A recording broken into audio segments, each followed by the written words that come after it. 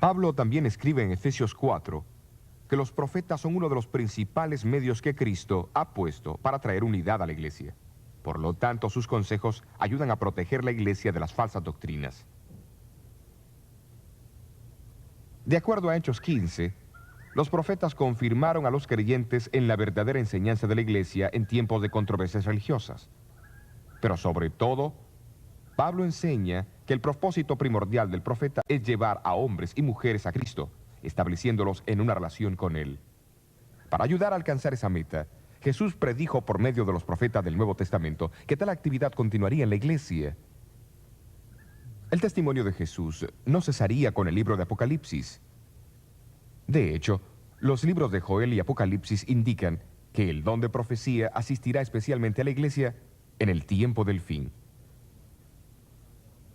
Es lógico esperar que esta manifestación postrera del testimonio de Jesús cumplirá el mismo papel y funciones de los profetas del tiempo bíblico. Dios nuevamente revelará sus designios por medio de visiones y sueños. Él también inspirará al mensajero para que el mensaje guíe, amoneste y desafíe a la iglesia. Claro, la pregunta que debe formularse es, ¿cómo empleó Elena White este don profético en su ministerio para la Iglesia Adventista del Séptimo Día? En 1860, ella escribió que cuando el Señor le daba una visión, era llevada ante la presencia de Cristo y estaba inconsciente de sus alrededores. Como el profeta Ezequiel, su atención durante la visión era a menudo dirigida a escenas que tomaban lugar en la tierra. Aunque ella no podía ver nada más de lo que el ángel le mostraba, a veces se le mostraban eventos futuros, en otras ocasiones eventos del pasado. Con frecuencia, no podía recordar lo que se le había mostrado hasta que comenzaba a escribir. Otras veces, no podía acordarse de nada hasta entrar en contacto con las personas a quienes la visión se aplicaba. Entonces recordaba clara y convincentemente la instrucción dada, aunque la misma le hubiera sido mostrada años antes. Yo dependo del Espíritu de Dios, tanto para relatar o escribir la visión como para recibirla. Se me han mostrado rostros que nunca antes había visto y años después los reconocía al verlos. He escrito a la medianoche cartas que han atravesado el continente y al llegar la crisis han evitado grandes desastres para la causa de Dios.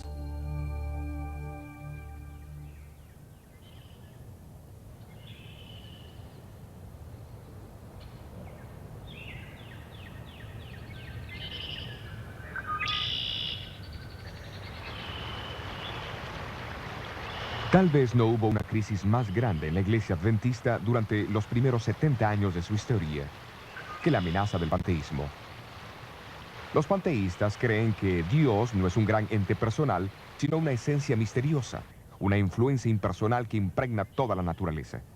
Aunque Él existe en todas las cosas, en árboles, flores, aire y animales, Él es tan impersonal como la gravitación o los rayos del sol.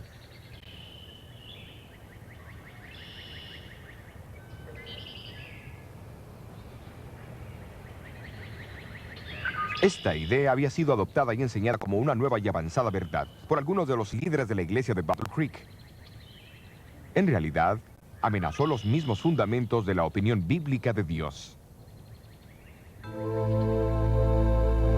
El doctor Juan Harvey Kellogg, el brillante doctor y superintendente de la institución médica de la iglesia en Battle Creek, fue uno entre muchos líderes de la iglesia que fue atraído por esta filosofía a comienzos de los 1880. Pero no fue hasta 1897 que introdujo esta enseñanza en forma pública. En las reuniones de la Conferencia General en 1899, celebradas aquí en la iglesia del sur de Lancaster, en Massachusetts, las ideas panteístas fueron nuevamente promovidas por varios líderes de la iglesia. Elena White estaba en Australia en ese entonces, pero fue impresionada a informar a la conferencia unos cuantos testimonios. Uno llevaba el título, La verdadera relación de Dios y la naturaleza. La naturaleza no es Dios y nunca lo fue.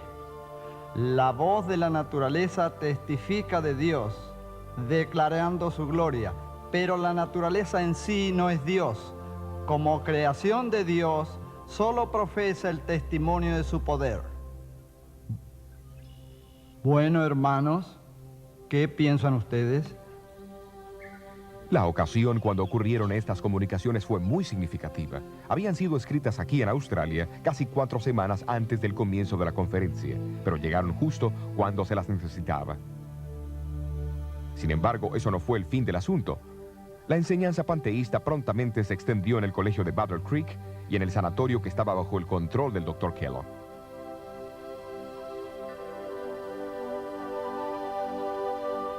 En febrero de 1902, el gran sanatorio de Battle Creek se incendió. Se necesitaba un nuevo edificio y para ayudar a sufragar los costos, se sugirió que el Dr. Kellogg escribiera un libro sobre el cuidado de la salud. Todos los ingresos de las ventas se usarían para ayudar a reconstruir dicho sanatorio. Kellogg fue advertido que no incluyese ninguna idea panteísta en él. Pero cuando este libro, El Templo Viviente, finalmente salió de la imprenta, fue claro para algunos que él no había dado importancia a la instrucción.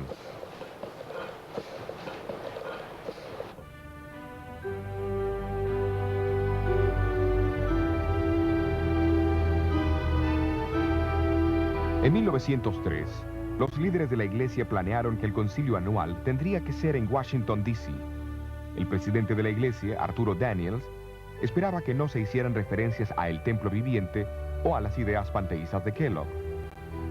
Sin embargo, cuando los defensores de Kellogg de Battle Creek llegaron, fue evidente que era inevitable una confrontación.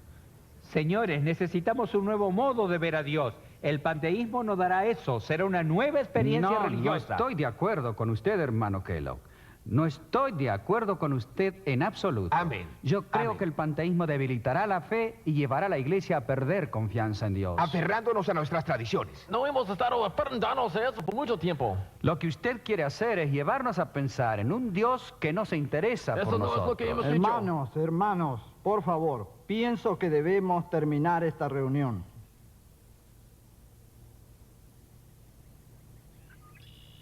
El pastor Daniels no se atrevió a pedir un voto por la tensión existente. La iglesia estaba enfrentando una crisis. ¿Pero qué hacer?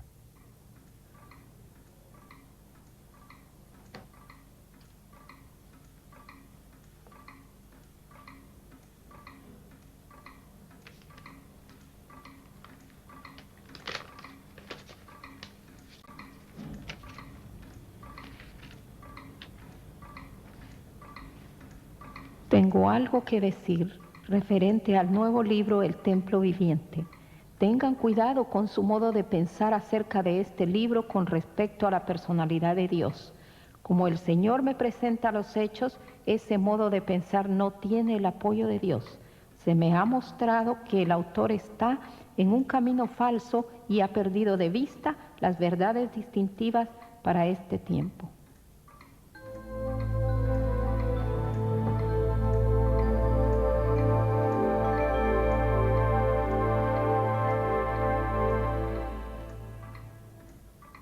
Elena White había escrito la carta desde su casa en Ells Haven, California, y la había mandado una semana antes. Fue una mera coincidencia que la carta llegase de miles de millas de distancia en el momento más oportuno. Por supuesto que Daniels y muchos otros no pensaron así.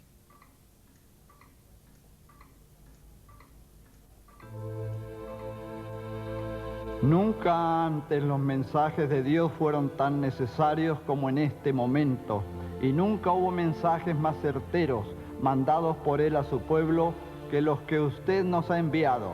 Usted no se puede imaginar la gran bendición que ha sido para nosotros su comunicación sobre el templo viviente. Llegó en el momento exacto, el conflicto era severo, pero su mensaje llegó y resolvió la controversia.